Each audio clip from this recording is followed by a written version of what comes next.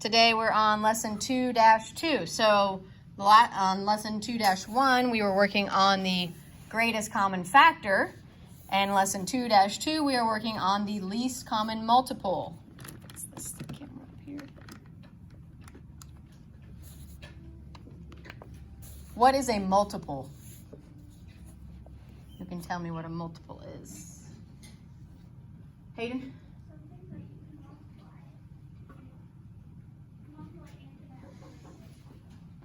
Those are factors.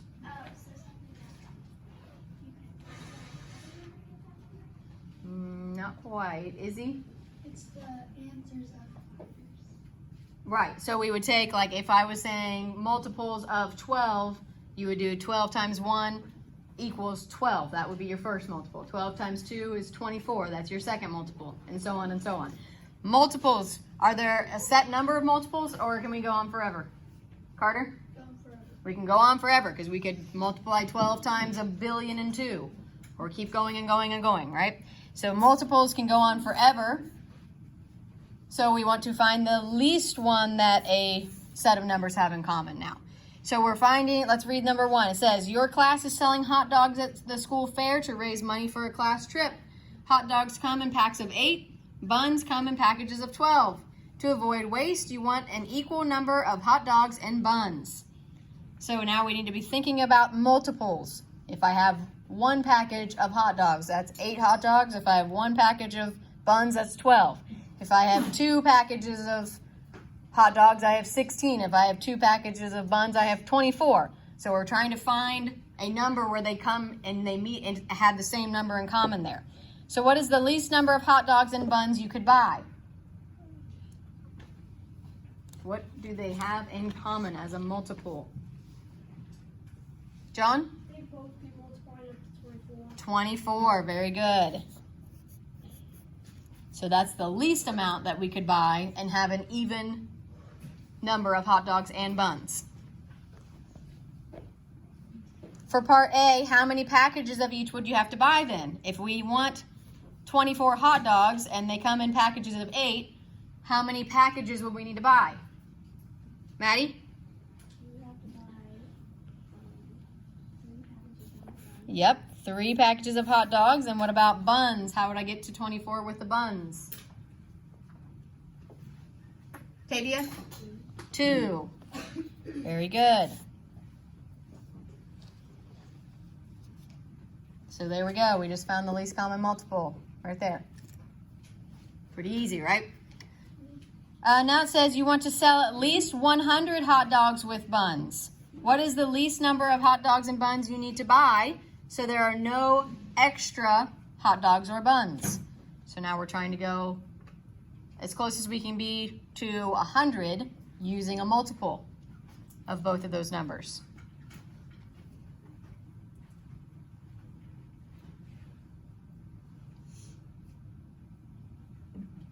Jagger? 96. But we want to sell at least 100. Not quite, right? You're close, but we'd be missing 4 hot dogs and 4 buns. Izzy? 108. What can we multiply 8 times to get to 108?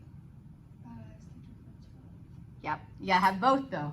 12 would work, but remember it has to be in common. They both have to have it. Jagger? 120. 120. Very good. Yep, it's a lot of hot dogs. Well, if you think about, like, if we could have the school carnival, you have quite a couple hundred people here, so you might even sell more than that. So if we need 120, how many packages of hot dogs would we have to buy? So if they come in packs of 8 and we need to get up to 120, how many packs do we need? What do we need to multiply? 8 times what would get me 120?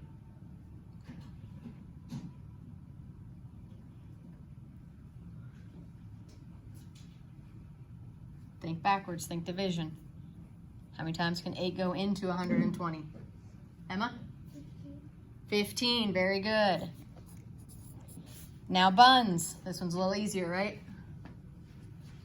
Carter? 10. 12 times 10 gets me 120. Very good. Yeah, that's easy. Not too bad, right? So now if we slide down to number 2. So remember the notation for greatest common factor is GCF. The notation for least common multiple is LCM. So we're just using the first letter of each of those. GCF, LCM. So the least common multiple for each of these pairs. So what we need to do is start listing our multiples, right? What are the multiples of 3? Who can tell me? Ava. Those are factors. So you're thinking of multiplying 3 times something. 3 would be 3 times 1.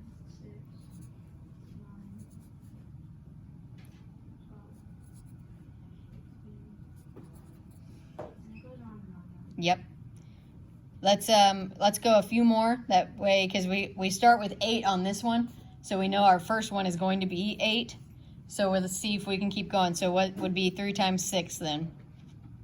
18. And 7,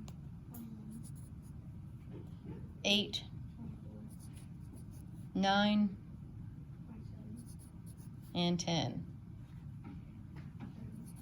Okay, that should give us enough. Now 8. Elena. So we have the first one, 8 times 1 is 8. 16. 24. 24. Do I need to keep going? 32. What do we have in common? Tavia? 24.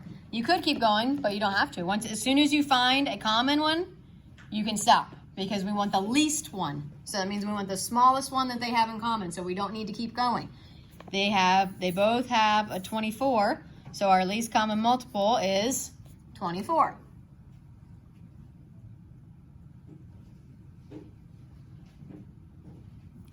Let's do letter B, 21 and 42. So list out the multiples of 21 for me. Evelyn? 21. 42. Do I need to keep going? What's going to be the multiples of 42? Maddie? 42. Yeah, the first one's going to be 42. So we already found that they have a 42 in common. So the least common multiple is 42.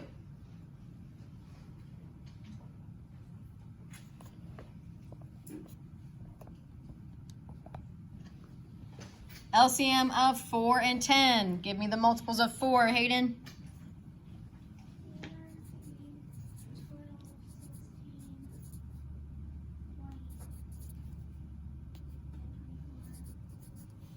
20, Okay, that's probably good. Let's try 10 now. Multiples of 10. Emma?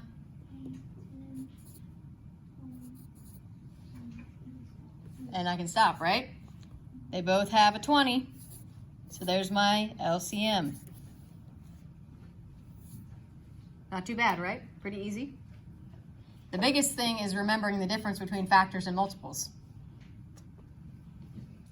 Just try to remember the factors, math facts. So those are what you are multiplying together to get that number.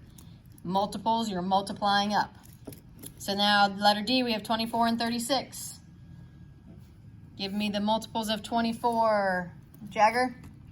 24, 48, and 72. 72, okay. What are the multiples for 36, John? 36 and 72. 36, 72, and we can stop. They both have a 72. All the numbers have a 2 in them. They did. Coinkydink. Not the example though. That one has 30, but all the ones that we did do have a 2. The Yeah. A and B, A and B. Oh yeah, they're flip-flopped, aren't they? 24 and 42. All right, number 3, explain why there is no greatest common multiple for any pair. Why can't we find a greatest common multiple? Emma? Because they keep on doing up and up and up and up. Right. You can always continue multiplying up, right? Even if you find a huge common multiple, you can still multiply again and multiply again. So there's no end to the multiples. There is no end. Oh, yeah. There we go. There's no end to the multiples lists.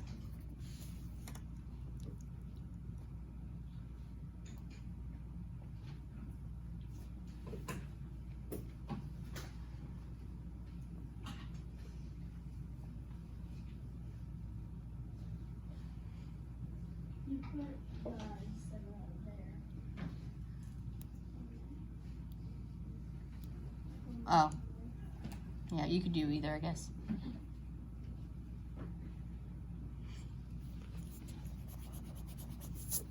No, I mean at the beginning. Oh. There.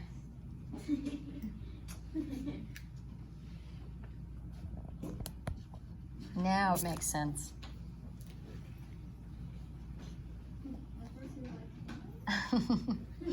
I confuse you? All right, and once you have that, you can turn the page. Now, we get to use the grid to find the LCM. And that it is the exact same process as the GCF. The only difference is that instead of just multiplying the side, you multiply the side and the bottom. And you multiply all of those numbers. So you would multiply, if you look down here, for the LCM, they multiplied 2 times 3 times 7 times 5. And they got their LCM of 210. So you do the exact same grid. You put your two numbers at the top. You think about what can they both be divided by. And then the next row, what can they both be divided by, until you get to your relatively prime pair. And then, if you look here, the GCF would just be 2 times 3 would be 6. So the greatest common factor they have is 6. But the least common multiple they have would be 210. Yes, Izzy? You can remember doing the least common multiple because it makes an L. Oh, yes, it does. When you multiply the side and the bottom, it makes an L shape. So that tells you it's the least common multiple. Good idea. I like that. Yes, Evelyn? So basically what you're doing is you're multiplying the left side and you're multiplying the bottom. Mm-hmm. And then you're just multiplying them together. Yep. You can multiply them in any order because we know that the commutative property tells us we can flip our multiplication problem and it will change. It will never change the answer. We could do 2 times 3 and get 6, and 7 times 5 and get 35, and then multiply those together. Or I could do 3 times 7 and 2 times 5, and I would get 21 and 10. It does not matter what order you multiply them in, as long as you multiply all the numbers on the side and all the numbers on the bottom. There may not always be 2 on the side. There should be always 2 on the bottom. But there may not always be, you know how when we found our GCF, if we choose the highest factor, then we may not have a second step. Like if we had started with 6 here, then we would have just had 7 and 5. So there will only have been 6 on the side instead. Yes? What if there was a 0? Where? Like, what if one of the Like on our starting numbers or on the side numbers? starting numbers at the bottom, what if there was a 0? Well, there couldn't be a 0 because if we're dividing something, would our answer ever be 0? No. So it wouldn't happen. So no, you don't have to worry about that. Yeah. Okay, so then like I'll do what I did on the GCF when I actually built there. But it shouldn't be too difficult because we already did. Ah! Stop it. It doesn't like being zoomed in apparently. Okay. All right, so let's build. It started doing it whenever you erased. When I erased it, I caused a seizure. Okay, so like I'll do the 15 and 45.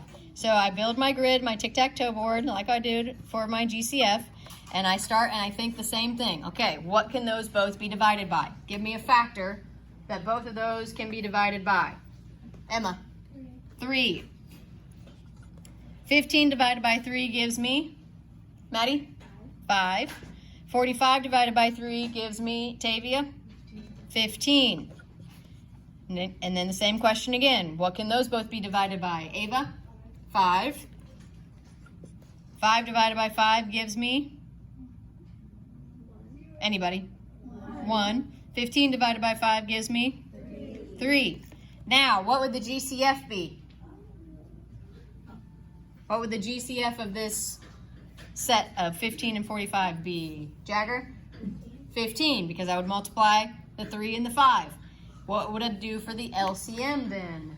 Maddie? You would multiply 1 times 3 times 3 times 5. Very good. So you would circle all 4 of those, and you're going to multiply those all together. So we would have 15 times 1, which give you 15. 15 times 3 would give you, Tavia?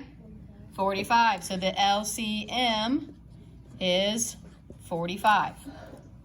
Okay, so the grid, how you do it, how you build it, is the exact same. You do your division across until you come to a set of relatively prime numbers. 1 and 3 cannot be divided down any farther, so they're relatively prime.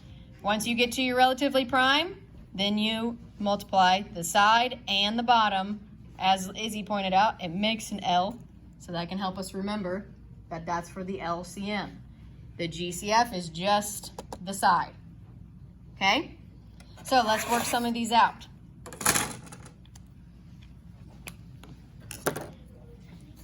Number 1, we have 32 and 36. So let's build our tic-tac-toe board. 32 and 36. So really you don't have to draw 2 boards, You can get the same. Yep, you can get both answers off of one grid. That's easier. Mm-hmm. Much easier, yes. Carter? Oh, you were gonna work it out with me? Okay, so Carter, give me a factor that 32 and 36. 2. 32 divided by 2 gives me what? Evelyn? 16. 36 divided by 2 gives me, Emma? 18. Okay, then we think the next row. What can I divide into those two numbers, 16 and 18? Elena? 2 again. 16 divided by 2 gives me 8. 18 divided by 2 gives me 9. Then I look at the next row, 8 and 9. Yep, 8 and 9 don't have any other factors besides 1 in common, so that means they're relatively prime, and I'm done with my grid. Now, GCF. What do I use on this grid for GCF? Jagger. 2 times 2. So what is my GCF then, Jagger? 4. You could have used 4 also. Yes, exactly. You could have started with 4 right here, and it would have just skipped this row. And how do I find my LCM? May, what do I do? Yep. So I would end up with 2 times 2 is 4. 4 times 8 is 32. 32 times 9. Probably can't do that in our head very easily, so you can write it over to the side. 2 times 9 is 18. Carry my 1. 9 times 3 plus 1. So my LCM is 288. Pretty easy, right?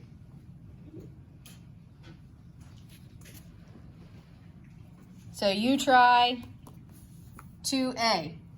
Build your tic-tac-toe board for 28 and 98. Take a second, think of a factor and build that. Do you have a question? Yes. So, do you have to have like a big number at the top, even if you're doing the LCM with it? What do you mean a big number? Like, so the numbers that go in 32 and 36. The factors? You don't have to, no. Doing 2 and 2 was fine. You still got the same answer. It's just if you start with a bigger factor, it takes out a step for you. But it doesn't, you don't have to do that.